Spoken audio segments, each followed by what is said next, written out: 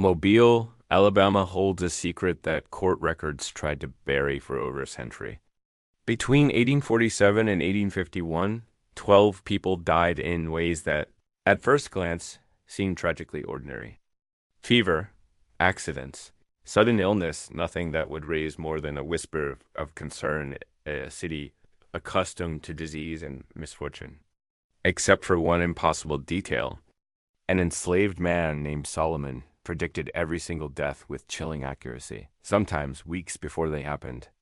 What authorities finally uncovered in the spring of 1851 wasn't divine prophecy or some supernatural gift. It was something far more terrifying, a mind so calculating, so patient, that it turned observation into murder and made coincidence look like fate. The truth remained sealed in courthouse papers and fading ink until modern.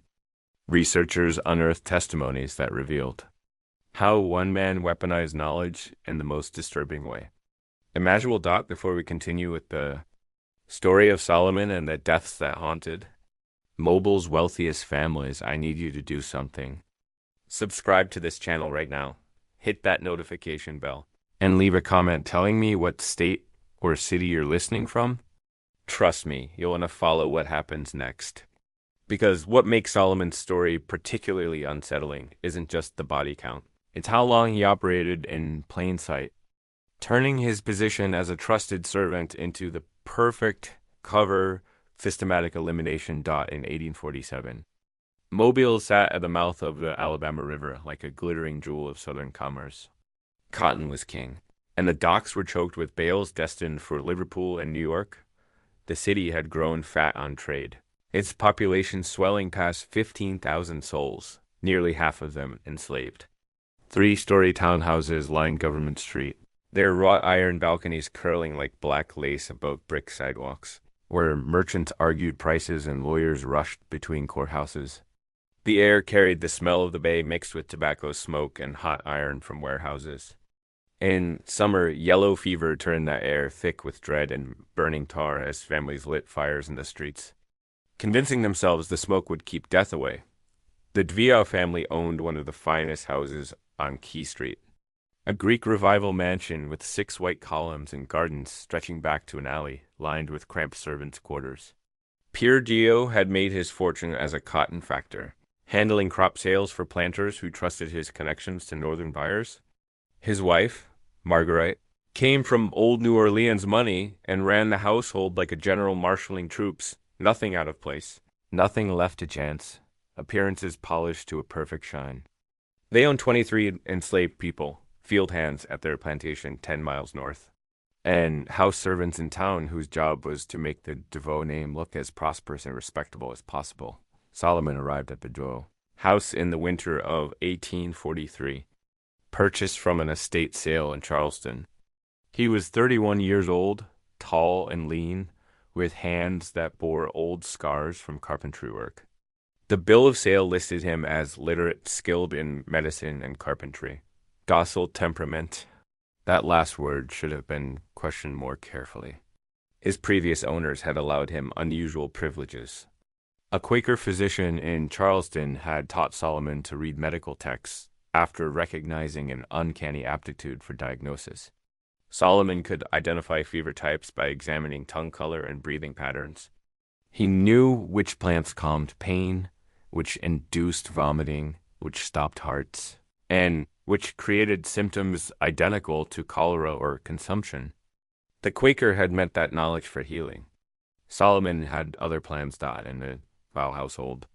Solomon worked as a general servant maintaining the house, running errands, and occasionally assisting with minor medical care when doctors were unavailable. Mobile's physicians were expensive and often drunk, so families quietly relied on knowledgeable enslaved people to treat everyday illnesses. Pierre considered himself progressive for allowing Solomon access to his library, never imagining what the man did with those anatomy texts and botanical encyclopedias when the house went quiet. At night, by dim lamplight, Solomon studied diagrams of organs and lists of toxic plants, committing them to memory while everyone else slept. The very books that made Pierre feel enlightened were sharpening a weapon right under his own roof. Solomon shared a cramped set of quarters behind the main house with 7 other enslaved people. Marcus, the carriage driver, Rachel, the cook, Eliza and Hannah, who cleaned and laundered. 3 younger men who worked the gardens and hauled heavy loads. They knew Solomon read books. They knew he sometimes went into the city alone on errands. They knew he watched people differently, eyes lingering on details others ignored. A tremor in a hand, a cough that never quite went away. The way someone reached for a glass of wine like they needed it more than they wanted it. His quiet, measuring gaze made even other enslaved people uneasy. But in a world where survival meant minding your own business, no one asked questions they didn't have to. The white families orbiting Solomon's life formed the tight little universe of Mobile's commercial aristocracy. There were the Chamberlains, Thomas, who owned timber mills, and his wife Abigail, who collected delicate porcelain from France. The Apprentice family controlled cotton warehouses on Water Street. Robert Apprentice was loud, crude, and infamous for gambling and the vicious beatings he gave his slaves. His widowed sister, Catherine, lived under his roof, surviving on his grudging charity and cruel humor. These families crossed paths constantly at St. Francis Street Methodist Church on Sundays, at glittering cotillions during the social season, at business meetings where fortunes rose and fell on cotton prices and shipping schedules.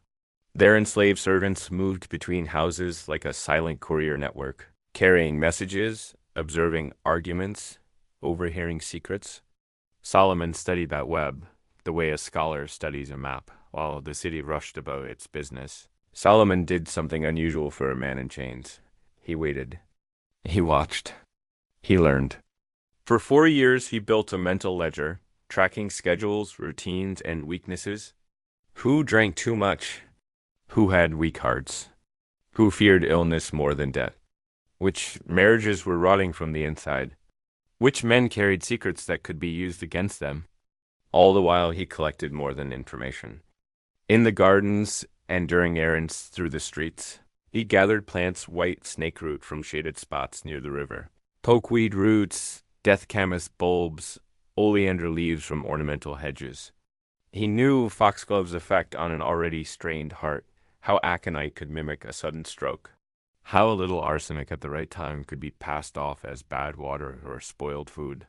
The other enslaved people noticed the plants drying in his room, the jars tucked away under his bed. Rachel mentioned it once as she stirred a pot in the kitchen. "You got a powerful lot of herbs hanging up back there," she said, half teasing. Solomon just smiled and told her he was studying to help with doctoring. In a world where a cheaper cure might mean fewer doctors' bills and fewer beatings, when things went wrong, that explanation sounded reasonable enough. No one wanted to believe anything darker. After all, who would dare imagine that the quiet man trusted with medicine and errands might be planning something entirely different? By the spring of 1847, Solomon had everything he needed. He had knowledge, he had access, and most importantly, he had chosen his targets with icy precision. These would not be random deaths that raised alarms. He would select people whose demise could be explained, whose habits or health made them vulnerable, whose passing would shift business partnerships, inheritances, and house dynamics in ways that might someday create opportunity. As the April heat settled over Mobile earlier than usual, the nights buzzing with frogs and the air thick enough to drink, Solomon moved through parlors and dining rooms with his usual quiet efficiency. But behind his calm face, the calculations were finished. The game was ready to begin. The temperature ran hot that April, unusually so for early spring. The air felt swollen with moisture, and at night the croaking of frogs from the marshes near the bay grew so loud they kept people awake. Mobile moved through the heat in its usual way, carriages rolling down Government Street, merchants shouting at the docks, ladies lifting their skirts above muddy crossings, unaware that something new had entered the city's bloodstream. Solomon went about his duties with the same quiet efficiency, but there was a new intent behind his watchfulness. His eyes lingered just a little longer on faces, on hands, on the way someone breathed after climbing stairs. He was no longer just observing. He was choosing. The first death came on April 23rd, 1847, and at the time no one thought it unusual. Thomas Chamberlain, the timber magnate, collapsed in his study after dinner, clutching his chest and gasping for air. His wife found him face down on the carpet, his lips already turning blue. The cigar still smoldering in the ashtray beside his hand. Dr. Edmund Wickham arrived within the hour, but Chamberlain was already gone. He examined the body, noted the man's flesh complexion, heavy build, and love of rich food and cigars, then pronounced it heart failure. A sad but familiar story for a man of 53 in a world without modern medicine. What should have been just another rich man's early grave became something else because of what had happened 3 days before. Solomon had been at the Chamberlain house delivering a message from Peard Vow about a timber shipment. He waited quietly in the servants' entrance, watching Thomas Chamberlain come in from outside, red-faced and breathing hard after climbing the stairs. Mary, the Chamberlain's cook, stood nearby, rolling dough, half listening to the talk around her. Solomon's eyes tracked Chamberlain up the hall. Then he said, almost conversationally, "That's a dying man." Mary frowned, wiping her hands on her apron. "You don't know that? Mr. Chamberlain strong as an ox?" Solomon didn't raise his voice, didn't try to convince her. "His heart won't last a week," he replied softly. "You can see it in his fingers, the way they swell. In his neck, how it pulses. It's working too hard. 3 days, maybe 4. It's going to stop." When Chamberlain dropped dead 3 days later, Mary felt a cold prickle run down her spine. At first, she tried to explain it away. Maybe Solomon had just been lucky. Maybe anyone with medical sense could have seen the signs. She mentioned it to her mistress, Abigail, who dismissed it with a wave of her hand. The man had been unhealthy for years. Of course, someone might have guessed. But no matter how many excuses she whispered to herself, the memory of Solomon's quiet certainty clung to Mary like smoke. 6 weeks later, as summer heat settled over Mobile like a wet blanket, the second death arrived. This one didn't look unusual either. Yellow fever season was coming, and talk of illness was already in the air. On a Wednesday evening, Catherine Apprentice, Robert Apprentice's widowed sister, doubled over with stomach cramps. By midnight, she was vomiting so violently she could barely speak. The next day brought fever, delirium, and uncontrollable pain. By Friday morning, she was a gray, trembling shadow of herself. Dr. Wickham suspected cholera or food poisoning. He prescribed laudanum for pain and told the family to prepare themselves. Catherine was dead by Saturday. Her death certificate read like 100 others. Acute gastric distress, possibly cholera. It would have been just another sad line in the city's records, if not for something Solomon had said weeks earlier. He'd been sent to the Apprentice house to deliver legal papers. As he waited in the hall, he watched Robert tear into Catherine, calling her a burden, accusing her of eating his food and giving nothing in return. Catherine stood there, hands trembling, eyes bright with humiliated tears. Solomon said nothing while it happened. He simply watched Dot later that night, back at the jail house. He spoke to Eliza while she folded linens.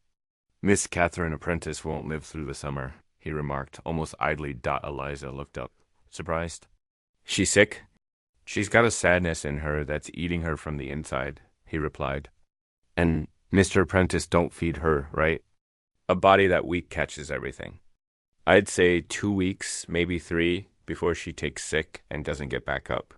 Eliza shrugged it off at the time. People said dark, fatalistic things every day in a world where death was always nearby. But when news came that Catherine had died exactly as Solomon had described sudden illness, horrible suffering, no recovery, the words came back to her with painful clarity. She tried not to think about the timing. She tried not to think about the way he'd sounded so sure. Through that summer, more deaths followed, each one cloaked in plausible explanations. A clerk named William Foster, who worked at the Cotton Exchange, drowned in the bay after a night of heavy drinking. Everyone agreed he'd been drunk and careless, stumbled off the dock in the dark. Another mark chalked up to liquor and bad judgment. But Marcus, the Davao carriage driver, Remembered something Solomon had told him a week earlier as they watched Foster stagger out of a tavern. That man's living on borrowed time, Solomon had said quietly. You drink like that around deep water, you don't last long. One night, he won't make it home. In August, an elderly neighbor, Mrs. Tolbert, 3 houses down from the Dow mansion, died in her sleep. She was 76, frail, and often ill. The doctor called it natural causes. Her age alone made it unsurprising. But 2 weeks before she passed, Solomon had mentioned to Rachel in the kitchen that Mrs. Tolbert's heart is tired. She'd go quiet one night, probably before September. Rachel, up to her elbows in dough and worry about the next meal, remembered feeling a brief chill. Then she pushed the thought away. Old people died all the time. By autumn, the pattern had started to form, but it lived only in whispers and half thoughts.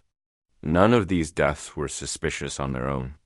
A middle-aged man with heart trouble, a fragile widow under constant stress, a drunken clerk near open water, an old woman whose body had simply worn out. But in the cramped quarters behind the fine houses, where enslaved people shared stories in low voices after dark, Solomon's name kept turning up in conversations about death. He said Mr. Chamberlain would die. Mary told the laundress at the communal well. Down to the week. He said Miss Catherine wouldn't see the end of summer, Eliza murmured to Rachel one evening. And then she didn't. Man just got a gift, an older woman at the market said, shaking her head. My grandmother had it, knew when death was coming. Some folks can see things the rest of us can't. Others weren't so sure. Marcus began watching Solomon more closely. He noticed how often Solomon volunteered for certain errands. How he always seemed to know when people were home, when they were alone, when kitchens or studies would be empty. He noticed the herbs, the powders, the small jars hidden a little too carefully. He noticed how Solomon always seemed to be nearby before these predictions came true. Man can't see the future. Marcus said quietly to Rachel one evening as she stirred stew over the fire. But he sure can make things happen. Rachel froze, spoon hovering above the pot. You saying what I think you're saying? Marcus didn't answer directly. Instead, he asked, you ever notice how the people he talks about dying are always people he's been close to? People he served food to. Brought medicine to. Been alone with? The thought was so dangerous, Rachel didn't want to hold it in her mind for long.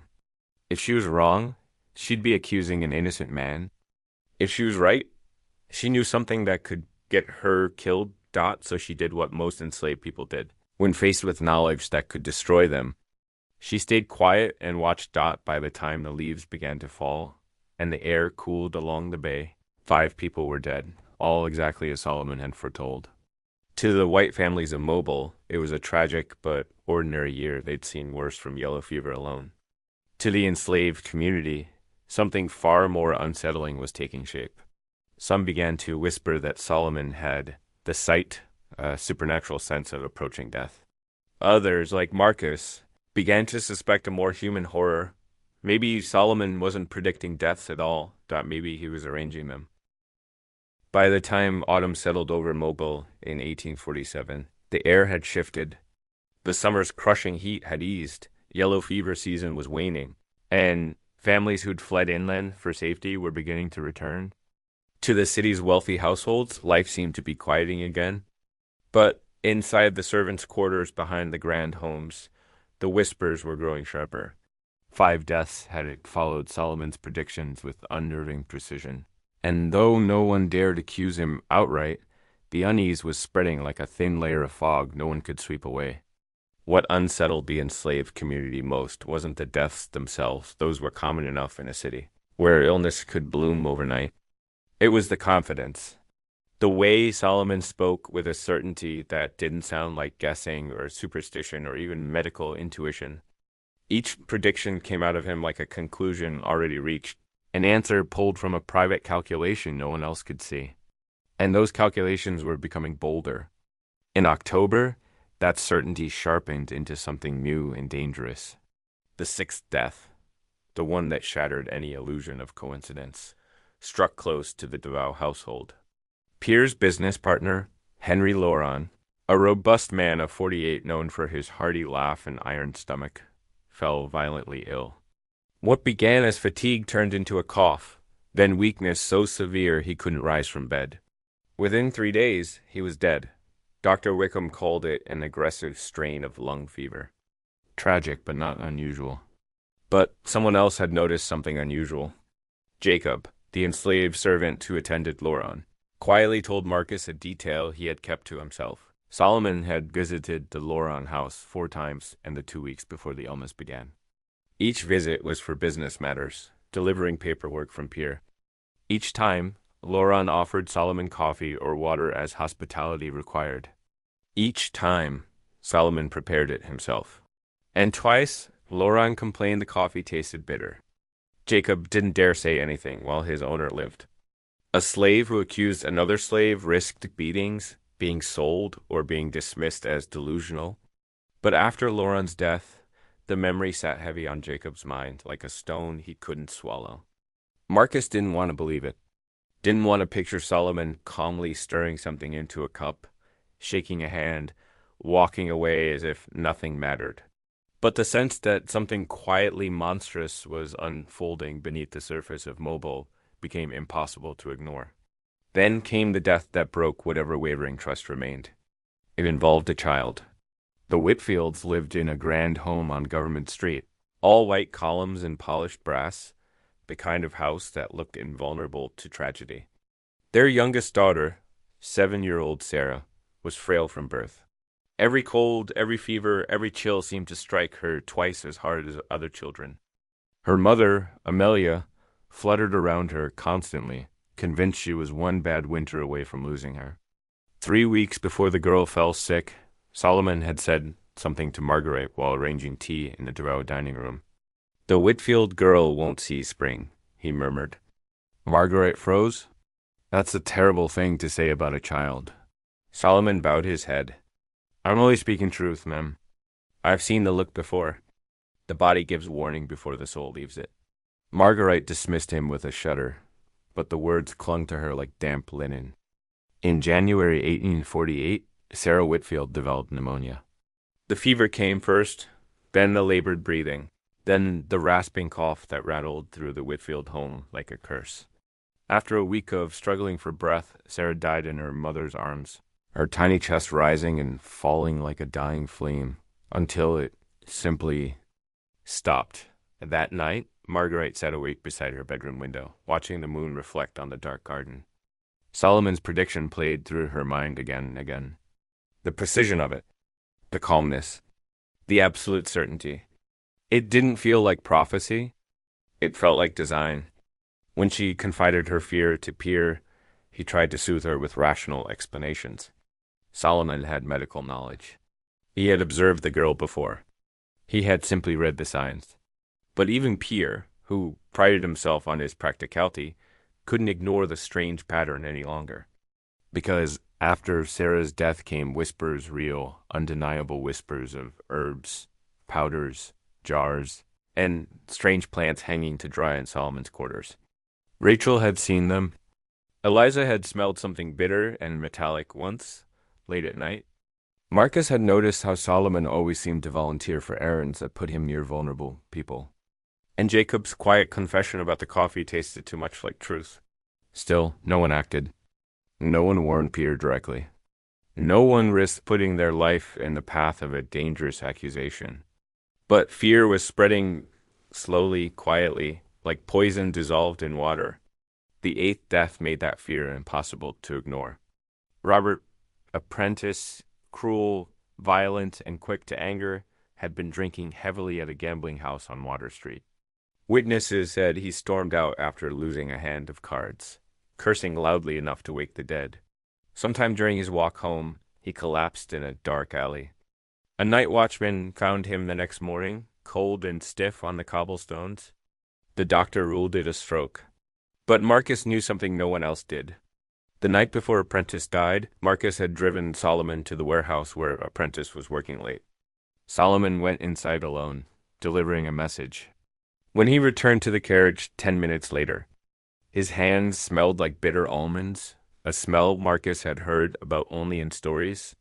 Whispered warnings about poisons that killed without leaving obvious traces. The memory made his stomach twist. If Solomon was behind these deaths, he wasn't guessing. He was choosing. By early 1848, the enslaved community around the Dow household had split into two quiet factions. One believed Solomon had some supernatural power, the ability to see the veil of death and read who would pass through it. The other, smaller but growing, believed something far worse, that Solomon wasn't predicting anything. He was orchestrating it, and worse still, he was getting better at it. The bodies were no longer accidents of illness and misfortune. They were becoming steps in a plan, deliberate, calculated, hidden beneath layers of medical plausibility. Someone with power would have to notice, and someone did. A man who had pronounced 5 of those deaths himself, Dr. Edmund Wickham, the very doctor who thought he understood death better than anyone noble. And he was about to realize that death had been quietly studying him. By the spring of 1848, Dr. Edmund Wickham had begun to feel a tight, uncomfortable pressure in the back of his mind, an itch he could not scratch, a question he did not want to ask. As Mobile's most frequently called physician, he had examined hundreds of bodies over the years. He knew the patterns of disease, the telltale signatures of illness, the quiet logic of how life slipped away. But now something in the city's recent deaths felt wrong. Not wrong in a way he could articulate to another doctor, but wrong in a way that lingered with him long after he washed his hands and left a grieving household. At first he dismissed it. A doctor's imagination could be dangerous. Too much exposure to suffering made a man see patterns where none existed. But the unease remained. It returned each time someone casually mentioned a prediction Solomon had made. It returned every time a supposedly natural death lined up too neat with something whispered weeks before. And it returned with painful clarity during a social call, when Abigail Chamberlain mentioned almost offhandedly that the DO servant had warned her cook that Thomas Chamberlain wouldn't last a week. Wickham's head snapped up. He predicted it? Abigail waved her hand lightly, thinking little of it. Oh, something like that. The servant Solomon, I believed, told Mary that Thomas looked unwell. It was odd, but he does have some medical knowledge, doesn't he? Wickham tried to mask the way his pulse quickened. What exactly did he say? That Thomas's heart was failing and that it would stop soon. Mary said it happened just as he described. Abigail frowned. I assumed he was repeating something you'd told the staff. I never said any such thing, Wickham replied quietly. That small comment became the spark that set everything else ablaze in his mind. Wickham began revisiting recent cases. The Whitfield child, Catherine Apprentice, the drowning clerk, the elderly Mrs. Tolbert. Each death had been natural or seemed natural, yet each one was connected, somehow, to Solomon. The connections were faint, mere threads, an offhand remark here, a prediction there, but when Wickham tried to pull those threads apart, he found they formed something more coherent than coincidence. His discomfort hardened into suspicion, and suspicion hardened into fear. The more he tried to explain it away, the more impossible it seemed to ignore. Wickham was not a fool. He had lived long enough among Mobile's elite to know the danger of making accusations without proof.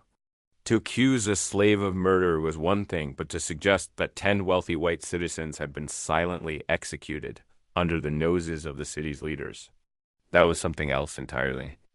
A claim that bold would ruin him if he couldn't back it with evidence. But he had to know. He had to watch. Over the next several weeks, Wickham attended social events. He had little interest in dinners. Business gatherings, church receptions, anywhere Solomon might be serving. Observing or lingering in the background. Wickham studied him from a distance, waiting to see a slip, a tremor, some visible sign of guilt or malicious intent. But Solomon was flawless. He served wine with quiet grace. He cleared plates with steady hands. He moved so silently Wickham sometimes lost track of him entirely. Nothing in his manner revealed anything unusual, except how Carefully, he watched Dr. Wickham in return. Their eyes met more than once across crowded parlors and candlelit dining rooms. There was no fear in Solomon's gaze. No nervousness. If anything, there was amusement and almost playful acknowledgement that he knew Wickham was watching.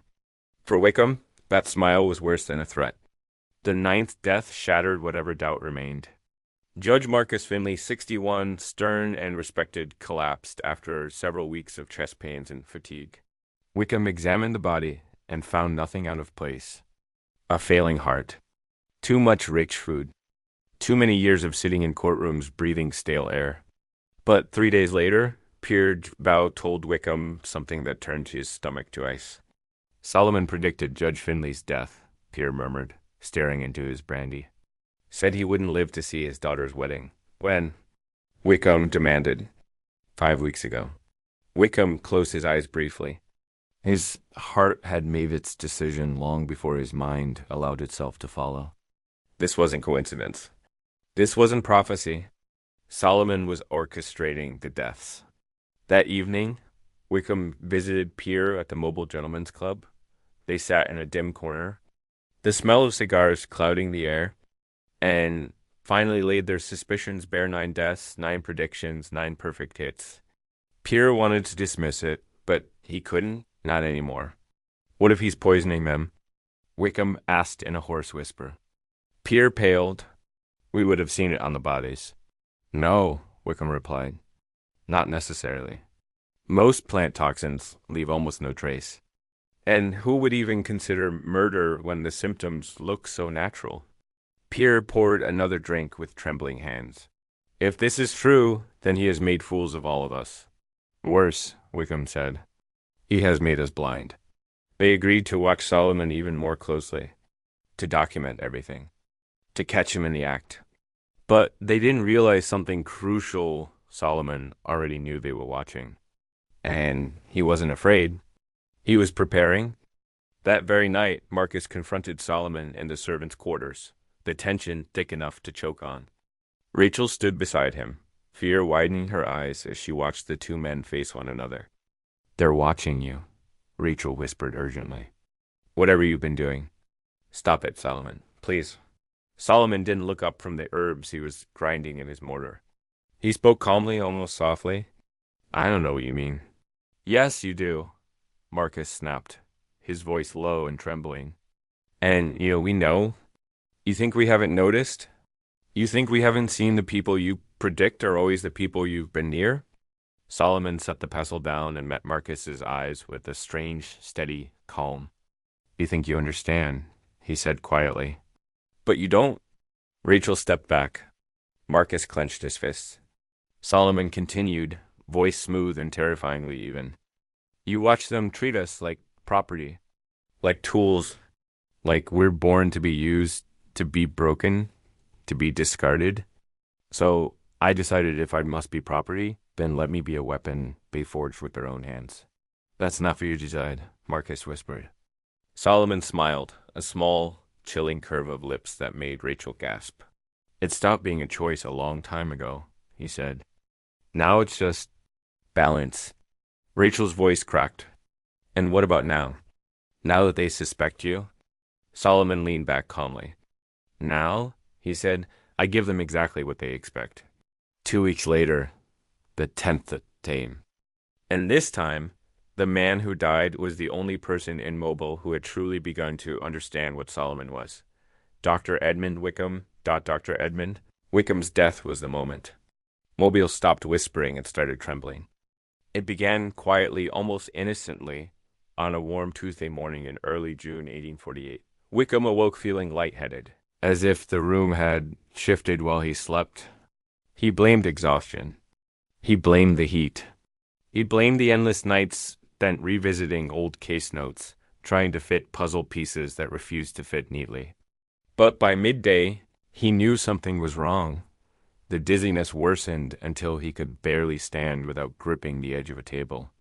Nausea hit him in harsh, rolling waves. His hands shook. Sweat pooled on his collar despite the mild weather. His wife insisted he lie down. By Wednesday, he was barely conscious. By Thursday, his kidneys were failing. And by Friday afternoon, Dr. Edmund Wickham, the man who had unknowingly signed off on half of Solomon's murders, was dead. Before he slipped into delirium, he managed to whisper one dying accusation to the physician summoned from Montgomery. Check, Solomon. Vow, slave, poisoner. But the words were slurred, tangled by pain and confusion. The Montgomery doctor nodded politely, soothing the dying man, chalking the accusation up to fever, delirium, or guilt for not saving his own patients.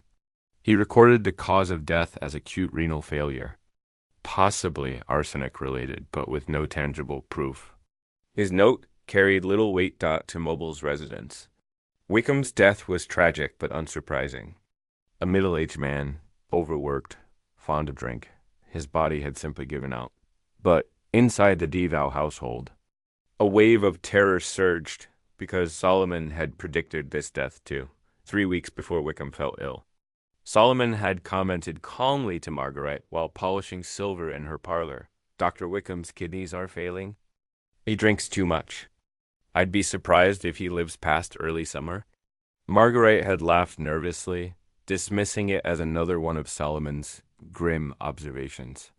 But when Wickham died exactly as predicted, something inside her snapped. She began screaming that the house was cursed, that Solomon had a hand in every death, that they were next. Pierre didn't scream, but he felt the same cold dread bloom in his chest. He didn't sleep that night, not the next morning. He went straight to the sheriff.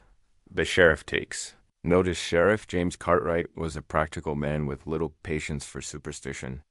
He listened as Pierre laid out everything, the predictions, the strange herbs, the pattern of deaths. He listened, but skepticism tightened his jaw. So you're saying your slave murdered 10 people? Cartwright said slowly. And you waited a year to report it? Pierre's face burned with shame and fear. We didn't know. We didn't see the pattern until now. You're asking me to hang a man based on coincidences?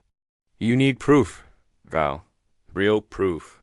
Then search his quarters, Pierre said desperately. Search everything. Cartwright hesitated only a moment. I'll bring 2 deputies. We'll do it tonight. The search that evening, just after sunset, Cartwright, 2 deputies, and a pale, trembling Pierre Duo walked into the narrow servants' quarters behind the main house.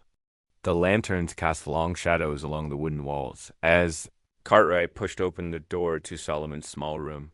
Solomon was sitting on his bed, fully dressed, as if he had been waiting for them. He didn't resist. He didn't even stand. He simply looked up with a calm expression that made Cartwright's pulse quicken. Where's the poison you planned for Mr. and Mrs. Val? The sheriff demanded. Solomon smiled faintly. Already in the house, he murmured. You'll never find it. The deputies exchanged uneasy glances. Cartwright ordered the room searched at first. They found nothing unusual close. A Bible, a few tools, then one deputy lifted the edge of the fin. Mattress, surf floorboards, are loose. Cartwright knelt and pried them up. What? They found beneath made everyone in the room freeze. The discovery. Beneath the floor dozens of small jars filled with dried plants, white snakeroot, aconite, oleander, death camas, packets of powder wrapped in paper, bundles of roots tied carefully with twine dot and none. The object that made Pierre stagger backward and nearly faint. A ledger. Cartwright held it under the lantern light and flipped through the pages. The first section contained meticulous observations. TC, chest pains, drinks heavily, climbing stairs makes him short of breath. CP, malnourished, stomach ailments, sadness weakening her body. RP, violent temper, drinks, prone to solitary walks at night. The next pages shifted from observations to instructions. TC, foxglove extract and evening whiskey for 3 weeks. Will mimic natural heart failure. CP, white snakeroot and milk. Symptoms identical to cholera. RP, aconite and wine. Rapid death resembling stroke. The final pages were the most terrifying predictions written weeks before each death. TK, heart failure. Will die before April 24th. CP gastric collapse, mid-June. RP seizure or stroke, early February. Every prediction had a blank space beside it where Solomon had later written the actual date of death. Every date matched perfectly, but then they found the last page. Two new entries. PD, pending. MD, pending. Pierre felt the air leave his lungs. Those were his initials. And Marguerite's, Solomon, sat calmly on the edge of his bed as Pierre staggered back in horror. You were going to kill us. Pierre whispered. Solomon looked at him with an expression that was almost pitying. You were next, he said softly. Terror in the Diao house. Solomon was arrested on the spot. He walked out in shackles without a struggle, without raising his voice or resisting. It was as if he had been waiting for this moment, but he left behind one final blow. When Cartwright confronted him again, demanding the location of the poison meant for the Duvaume family, Solomon replied only, it's already in the house. You'll never know where. That sentence destroyed Pierre and Marguerite for the next 2 weeks. They refused to eat anything prepared in their own kitchen. They drank only sealed water, brought from a hotel. They hired food tasters. They posted guards. They lived each day, convinced death was hiding inside their own walls, that it didn't matter whether Solomon had truly poisoned them.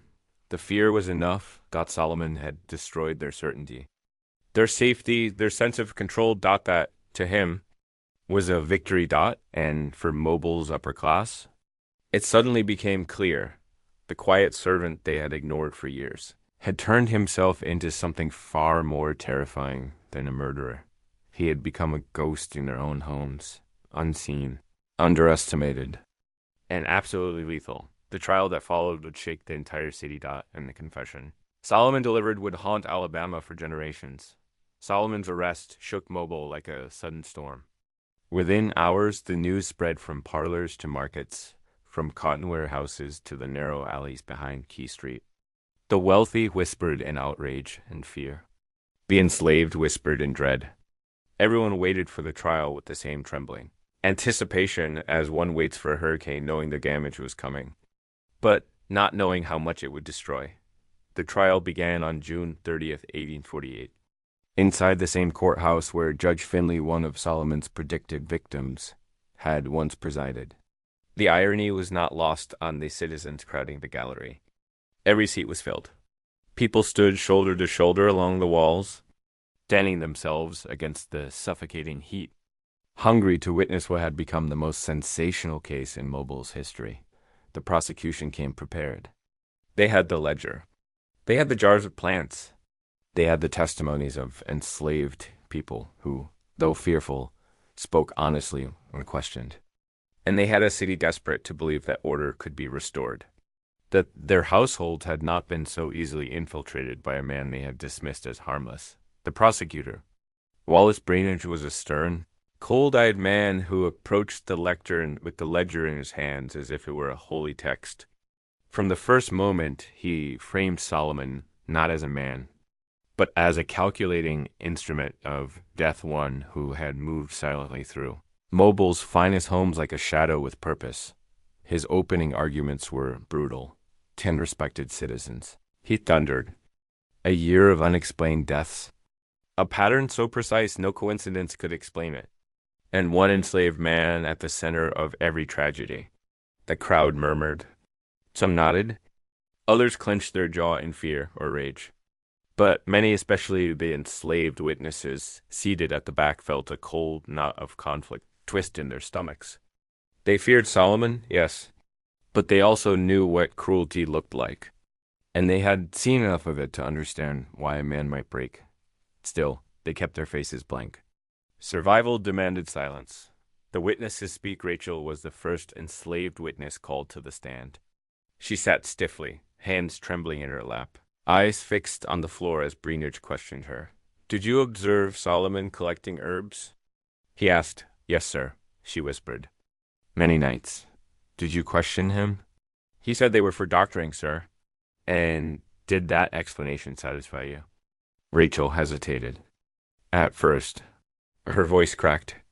The courtroom watched her with a mix of pity and discomfort. To speak against another enslaved person was dangerous, but to lie under oath in a white courtroom was suicide.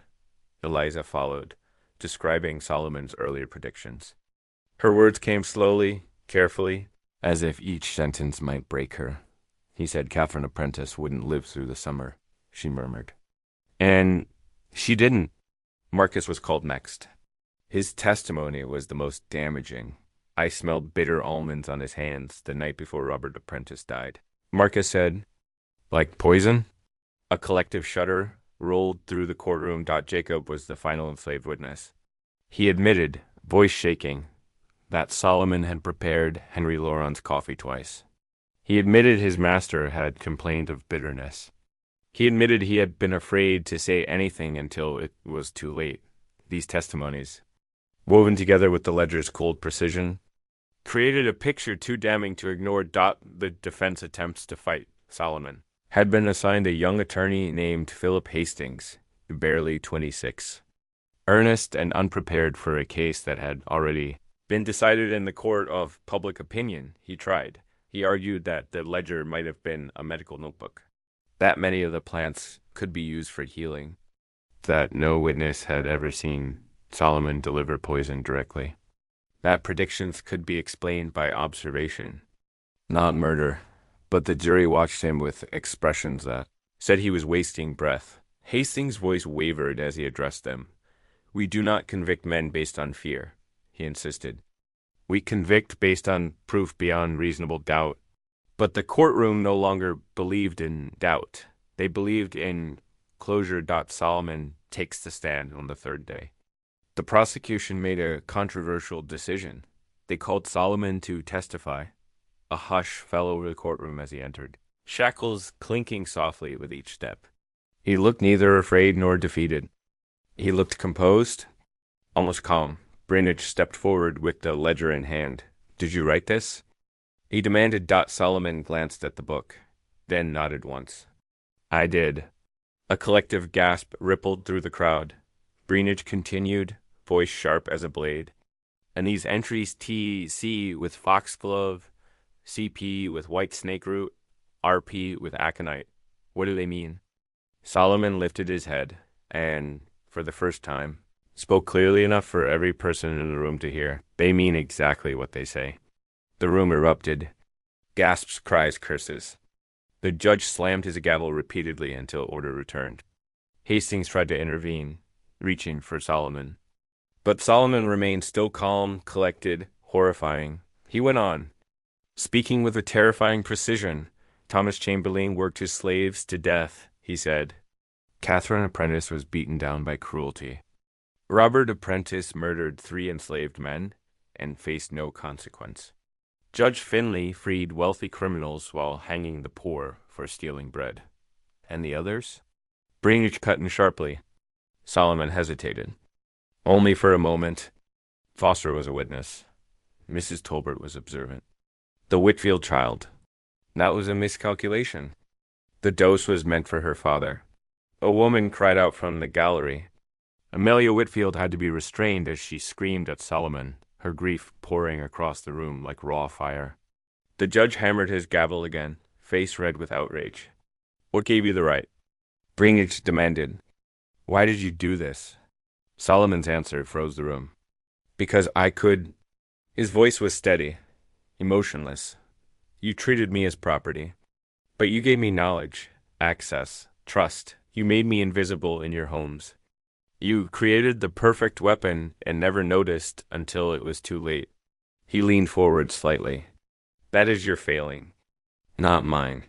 Fear spreads like smoke as Solomon spoke. A strange silence settled over the courtroom. Even those who hated him could not deny the truth in his words. They had ignored him, underestimated him, assumed he was too simple, too obedient, too small to pose a threat. In that moment, Solomon forced them to confront a reality they had spent their lives denying. The people they enslaved saw everything. He continued, voice low but clear. You believed we could not think, could not learn, could not strike back. That belief cost you, and it will cost others. Gasps filled the room. Solomon didn't shout. He didn't rage. He dissected the courtroom with calm, surgical precision, the same precision he had used to kill. The jury took less than an hour. Guilty on all counts.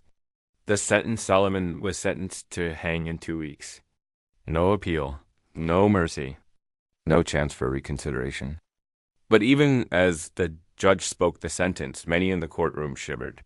Not because of the verdict, but because of the faint expression Solomon wore. A small, quiet smile, as if he knew something they didn't, as if the story wasn't finished, as if the fear he had planted would continue long after the rope tightened around his neck. The execution was still 2 weeks away, and in those 2 weeks, Mobile would discover that Solomon's most devastating act had nothing to do with murder. It had to do with the poison of uncertainty, a poison that lingered, spread, and refused to die even when he did. Solomon's execution was set for July 28th, 1848, and in the days leading up to it, Mobile transformed into something it had never been before, a city afraid of its own shadow. Every household whispered about the murders. Every servant moved more carefully. Every wealthy family wondered if they had ever truly been safe. And the Deville family, at the center of it all, lived in a state of panic so deep it bordered on madness. Pierre and Marguerite refused to eat food prepared in their own kitchen. They had meals sent from hotels, inspected by hired tasters, watched by guards. Teacups were rinsed 3 times before use. Wine bottles were opened outdoors in case they were trapped. Every stomach ache, every headache, every flutter in the chest became a sign. This is it. This is the poison he left behind.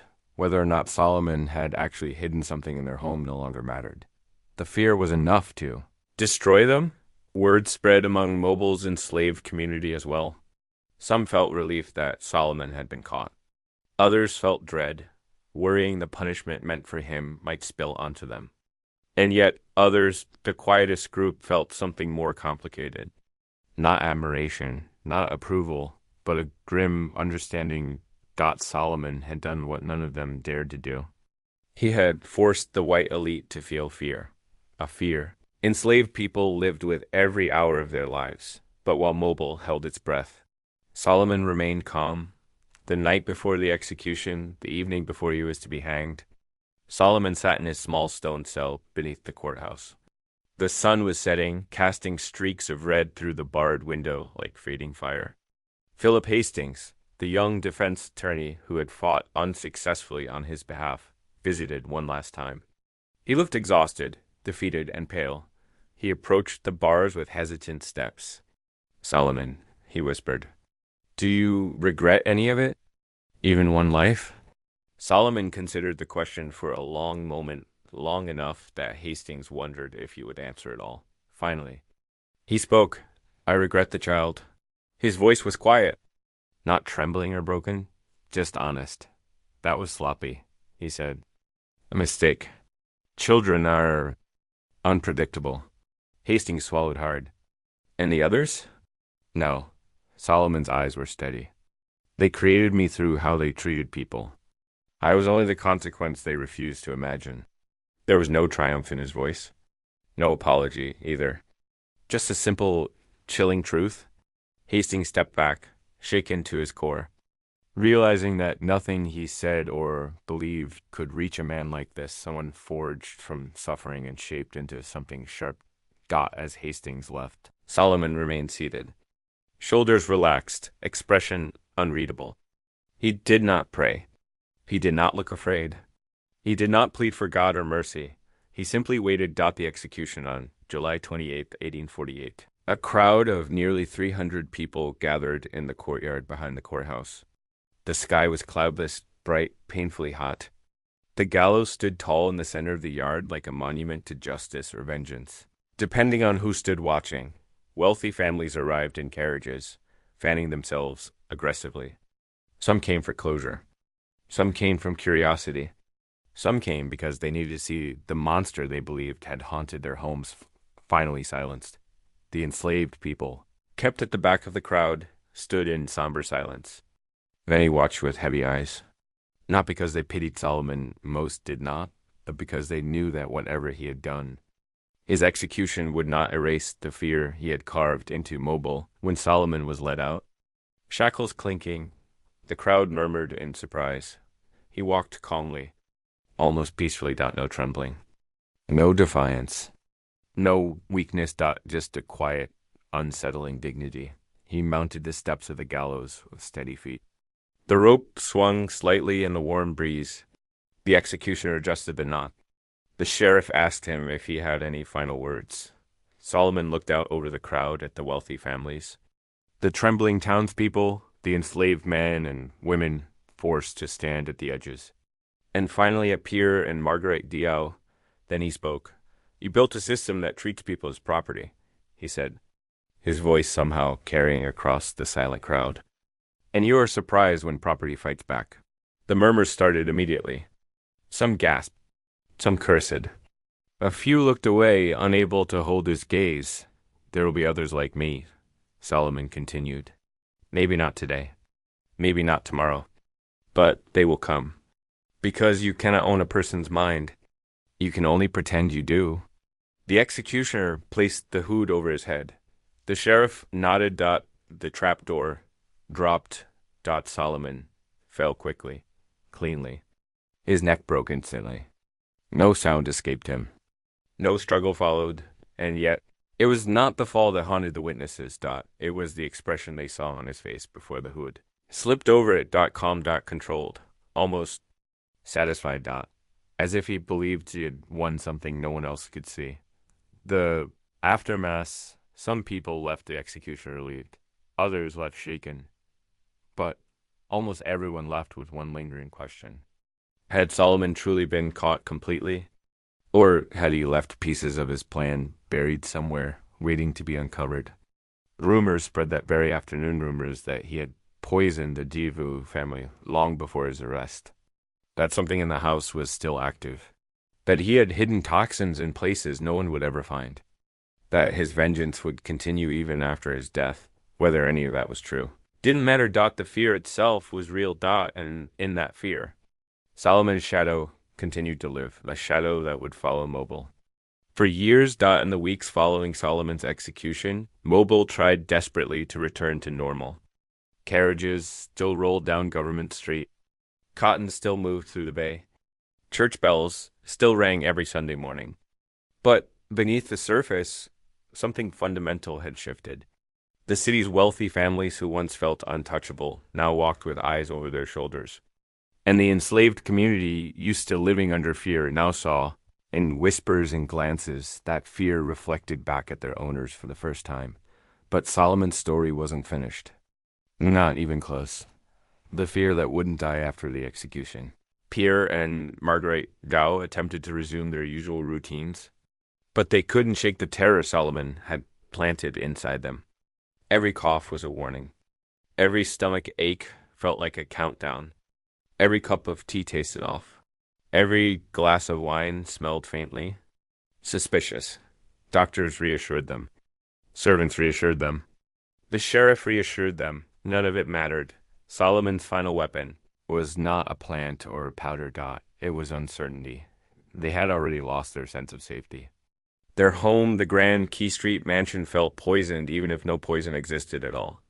Within 2 years, unable to bear the constant dread, they sold the house and moved to Virginia, leaving behind everything they'd built, rumor said. Pierre died 8 years later from an illness no doctor could diagnose symptoms, eerily similar to slow-acting toxins Solomon once used. Whether coincidence or consequence, no one could say for sure. That was the power Solomon left behind, the enslaved. Community silence, the enslaved people who had lived alongside Solomon were quickly scattered. Sold to different households across Alabama, Mississippi, and Georgia. It was not punishment. Exactly. It was fear.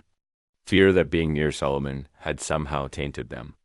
Fear that they had known too much. Fear that they, too, might someday strike out. Rachel was sold to a plantation outside Montgomery. Eliza ended up in Biloxi.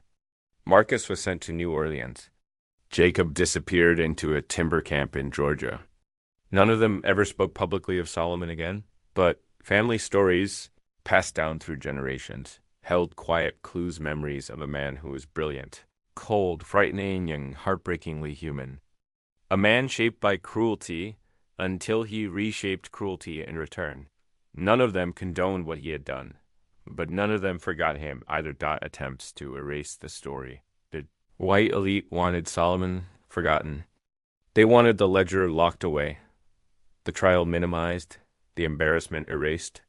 They wanted to return to a world where enslaved people were not seen as capable of complex thought, let alone complex plans. For decades, they succeeded. The official court records were sealed. Newspapers printed softened versions of the story. Ministers avoided the topic entirely.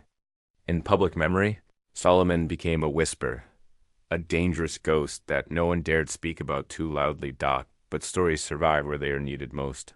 And Solomon's story survived. Not in books, not in newspapers, but in the mouths of enslaved people and their descendants.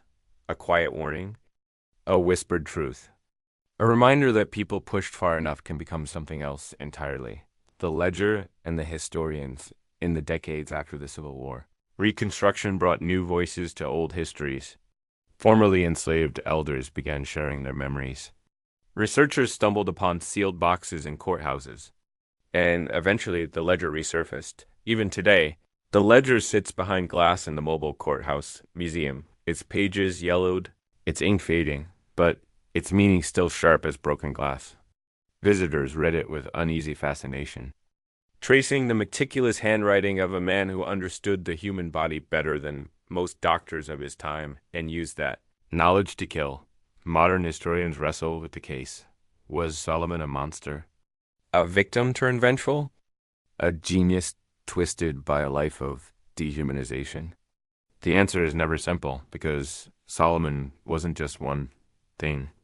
He was a man living in a system that crushed minds and bodies until something inevitable cracked. Unanswered questions, despite all the testimonies and research. Some questions remain forever unanswered. Did Solomon truly poison the Duvu family, or did fear slowly kill them instead? Were there more victims than the 10 confirmed deaths? Did he act alone, or did others know more than they dared reveal? Was his ledger complete, or did he destroy pages before his arrest? Some historians believe the real death count was higher.